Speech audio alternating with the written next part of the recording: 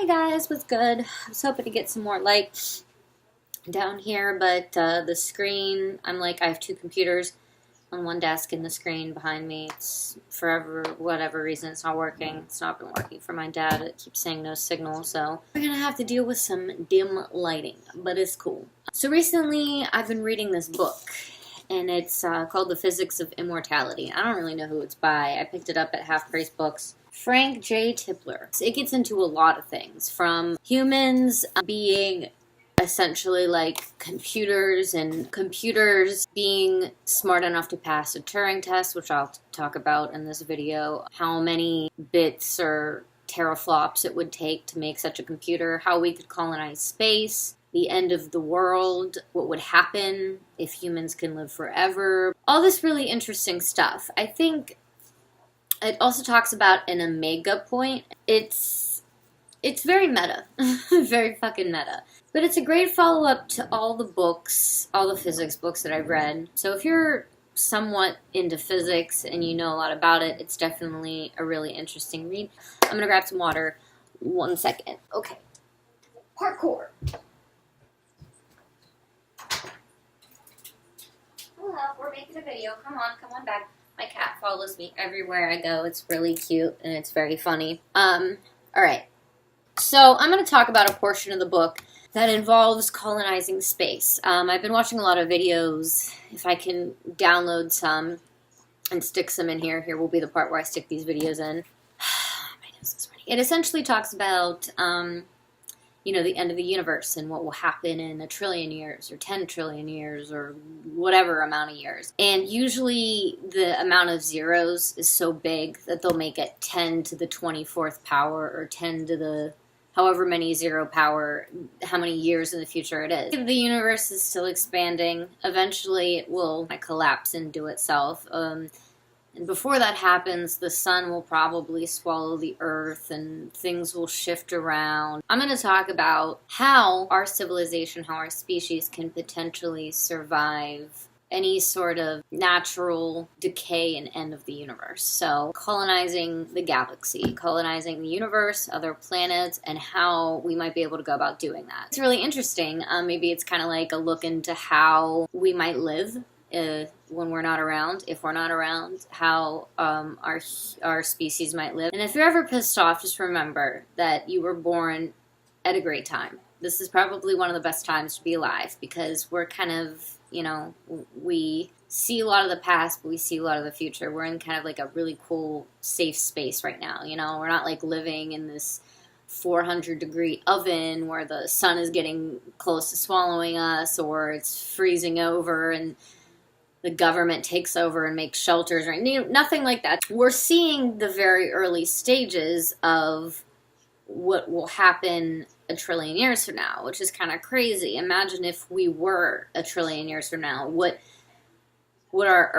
Earth would be like, what our climate would be like. Obviously, the sun is becoming more luminous every day, and in approximately 7 billion years, its outer atmosphere will expand so much and engulf the Earth. It'll essentially look like a big, flaming hot puffball. And the Earth will spiral into the sun due to atmospheric friction and gravitational pull. So if life has not succeeded in moving off of our planet Earth and colonizing other planets before this occurs, life will be doomed. Life will be doomed. Kind of like in Melancholia, where the moon is coming into the... But it happens so suddenly without warning. But that movie, really... it's a neat movie. I'm getting off topic. This is going to be like a 30-minute video. What's crazy is that every being now living is a descendant of a one-cell organism. We are made of many cells, but we all came from a one-celled thing, which actually was only 4 billion years ago, and in the grand scheme of things, it's not very long. Earth's children may never die out. We are Earth's children. We might not die out if we move into space. The Earth is kind of like humans' womb. It's the womb of life, but we have to leave the womb eventually, so can't stay in the womb forever. If technology is moving at exponential rates like it is, there's no reason why we can't pull this off, but a lot of it's funding, so I'm going to get into that. There's no reason why we can't pull this off by the time the universe is done expanding, right? Am I correct? We want to see all the little Odessas survive. Yes, and become space bats. And just be puffballs in outer space on another planet in a big space hotel. Anyways. So yeah, we would have to colonize other planets, potentially other galaxies, to survive. That won't happen until 5 times 10 to the 16th power years. So that's 5 times 10 with 16 zeros years. That's a long time. We have the rocket technology capable of doing this. We've sent several space probes into other solar systems and space probes that have begun to explore interstellar space. It's not that we don't lack the science, it's that we lack the computer technology. Even at the speed of light, an interstellar vehicle, manned or unmanned, which means, with somebody in it or just with a computer, must be completely self-sufficient. And to send, parts into space, like materials and things into space for an unseen future, it would take years. So the robot or computer that's running this rocket or system or whatever must have the intelligence of a human being, if not greater. It would have to pass what is called a Turing test. That's essentially be like a test that you'd be talking or interacting with a computer and you'd have no idea that it wasn't a human. It would be talking and responding on its own with its own will and free will. But that's the thing, is a self-sufficient craft would take an enormous payload mass. So payload is think of it as like, okay, so I'm 90 pounds, it takes me less energy or less momentum or force to move than it would a bigger person. So a self-sufficient spacecraft would take an enormous amount of payload mass for the amount of energy required to move it, especially at the speed of light. A probe is a lot easier and a lot more likely to be what colonizes space. So we're sending a space probe up into space because it's smaller and can move faster, right? I don't know if a rocket would get very far or without running out of fuel, because the amount of fuel it would need would be equivalent to the mass of the rocket. A probe could seek out other star systems and it could code DNA sequences for humans and other terrestrial forms, and it could create living cells on these other planets or galaxies or star systems, whatever. But that technology would require 3 times 10 to the 15th power of the human brain capacity, which is essentially more than the current population. We would need a self-reproducing universal constructor, essentially any machine that's able to reproduce itself, replicate itself, and following a guide and given construction materials, make things out of space and the materials found on space, materials from other planets. We would need a probe or a machine that was able to do that, like oxygen, iron, nickel. Nickel is a very popular element in space. To make several copies of itself, so you need a probe or a little machine to make copies of itself to get the job done quicker, because you have one probe trying to colonize space with living cells and creating cities. It would take forever. So scientists call this a Newman probe. It would have to go to several star systems and galaxies,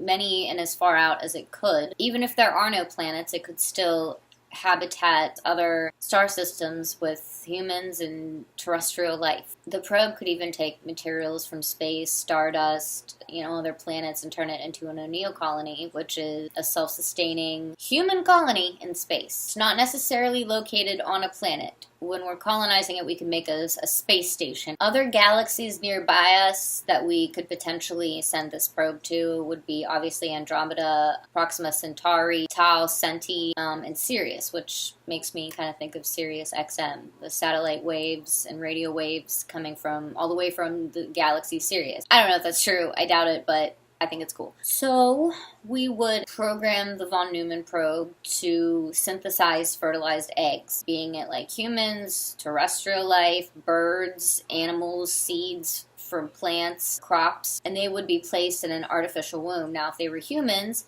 they would be in an artificial womb growing in space, and they would be taken care of by robot nannies, literally robo-nannies. Once they turned into adults, they would obviously have kids, and hence the colonizing of space. I mean, this can be accomplished with the present-day rocket technology. For instance, if we did use a rocket, right, we could use antimatter, matter and antimatter, to positrons and electrons bite into each other, and boom, like this massive amount of energy and radiation could shoot the rocket up.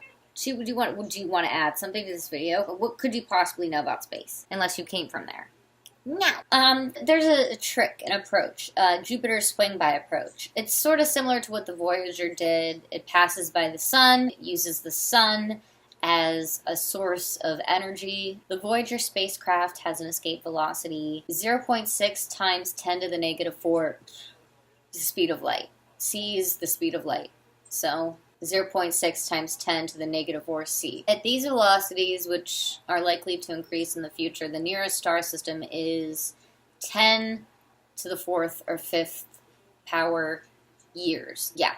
So how do we beat the clock? Trick is nanotechnology, I think. I don't think we would send a rocket. I think we would send a probe or nanotechnology using atoms, making every atom useful. Because building a rocket or, some sort of machine would cost a lot of money that obviously America doesn't have. But nanotechnology using atoms, it's way cheaper and more lightweight, so it can travel faster, which makes it affordable and more productive. Like I said, the amount of fuel, and it would actually make it heavier.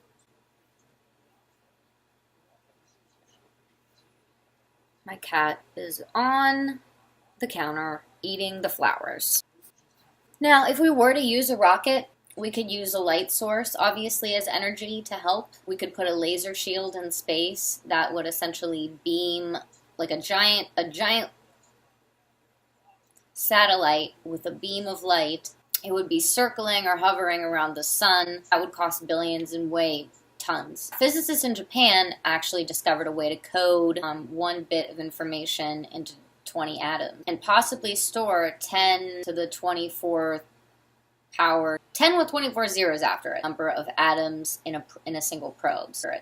And it would be equipped with sufficient capabilities of reproduction. A human-level intelligent mind can be stimulated using 10 to the 15th power bits. So it's very plausible that this very well could be as intelligent, if not more, than a human being. So a little probe weighing 100 grams could carry the simulation of an entire city of 10,000 people. We would have to be careful, because any little collision could really fuck it up, like with a dust particle or even gas particles, considering there would be atoms driving this probe. So in our economy, in our climate, in our future, now, I think using a von Neumann probe using a laser sail mechanism, nanotechnology, to reduce the payload mass, would travel 6 times faster and cost 1,000 times less than a rocket. So considering how far we've come, if you look at the timeline from the start of man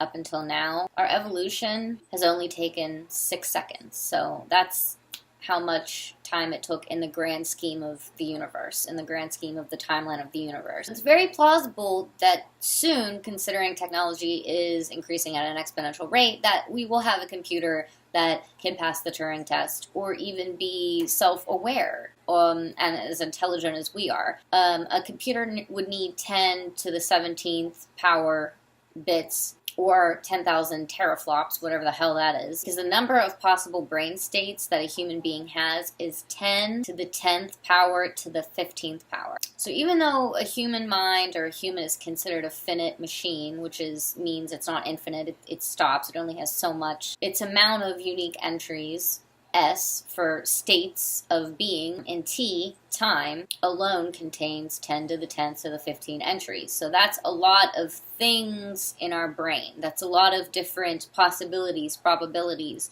thoughts, synapses, etc. So it would take us around 600,000 years to colonize the entire Milky Way galaxy. The Andromeda galaxy, which is 6 million light years away from us, would be the second closest, and the nearest cluster of galaxies, which is the Virgo cluster, Virgo, like the star sign, is about 60 million light years away. 60 million light years away. There is one problem. We have to take into account that the universe is still expanding. So galaxies are growing farther apart. Planets, stars, they're growing farther apart. And according to Hubble's law, planets that are farther away are actually moving faster away. So, say for instance, this light here, it's far away, but it's moving at somewhat medium of a speed, okay, away from me.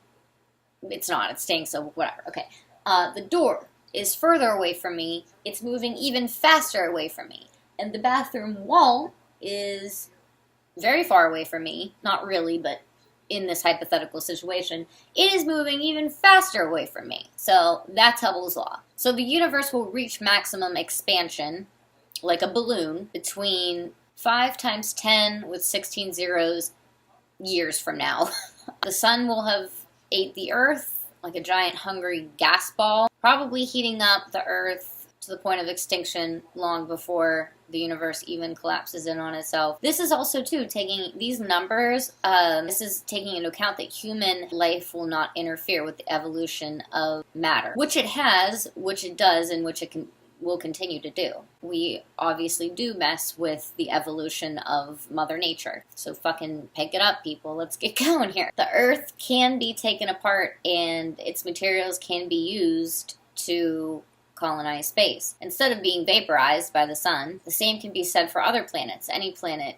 Everything can be taken apart and used to expand our biosphere. And we must do this in order to survive. The world has an inevitable end, whether it's our fault or not, because things change and they die out. In 10 to the 16 zeros years from now, the universe will be 3,000 times bigger than it is now. The universe will be 3,000 times its size. Okay, you think that might 3,000 times its size? Okay. That would be, in comparison to our universe now, that is the size of a period at the end of a sentence.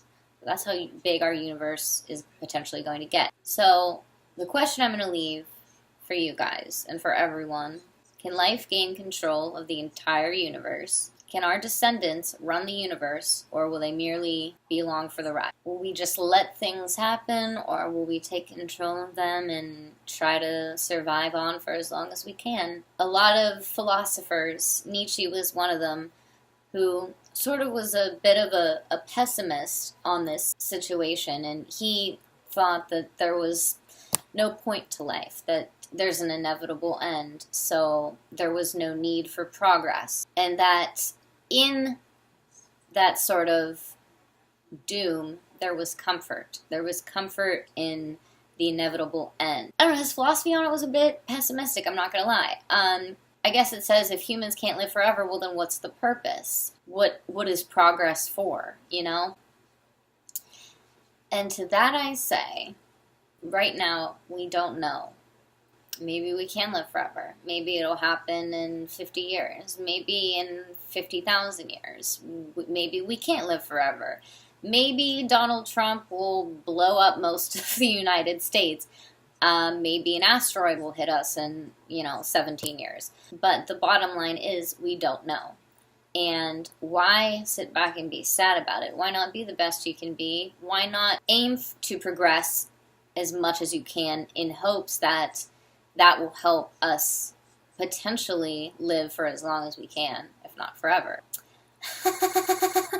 I'll get into more in another video at another time. I'm just really interested in the subject and I've just been reading a ton. I'm Lexa Terrestrial. Thanks for listening to my nerdy, boring, freakish babble. Leave some comments below. Let's discuss this if you're interested. Alright, I'll talk to you later.